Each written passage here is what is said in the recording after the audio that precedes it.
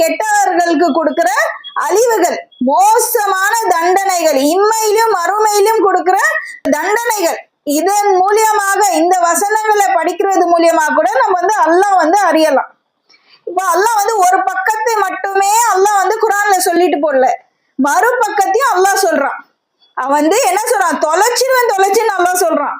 அவன் என்ன சொல்ற, ஏமாளின்னு நினைச்சீங்களா? சும்மா சும்மா அள்ளி அள்ளி தரதுக்கு அவன் கொடுப்பான், கரெக்டா கொடுப்பான், எல்லாருக்கும் கொடுப்பான். ஆனா நீ எல்லாத்தையும் சாப்பிட்டுட்டு அல்லாஹ்க்கு மாறு செய்யும் போது அவன் என்ன சொல்றான்னா, அவன் அவ்வளவுதான், சும்மா பார்த்துட்டு இருக்க மாட்டான். அவன் தொலைச்சின்னு அல்லாஹ் சொல்றான். அவன் அவ்வளவுதான், இம்மையிலயும் அவங்களுக்கு வேதனை இருக்கு, மறுமையிலயும் அவங்களுக்கு வேதனை இருக்குன்னு அல்லாஹ் சொல்றான்.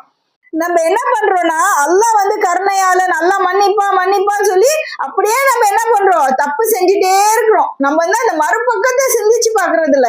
அல்லாஹ் எப்படியாப்பட்டவன், அவன் எப்படி தண்டிக்க கூடியவன், அவனை மாதிரி யாரும் தண்டிக்க முடியாது.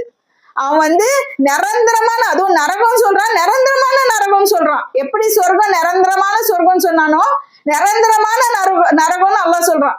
இப்போ ஒரே ஒரு நம்ம கையில நம்ம நெருப்பு பட்டுச்சுன்னா நம்மளால தாங்க முடியுதா? தாங்க முடியறது இல்லையே. இது நல்லா நிரந்தரமான நரகம்னு சொல்றான். அப்ப நம்ம சிந்திச்சு பார்க்கணும், அல்லாஹ் எப்படியோ கடுமையானவன்னு நம்ம சிந்திக்கணும். நான் ஒரு தப்பு செய்யும் போது அல்லாஹ் கடுமையானவன்னு இந்த நினைப்பு எனக்கு வரணும்.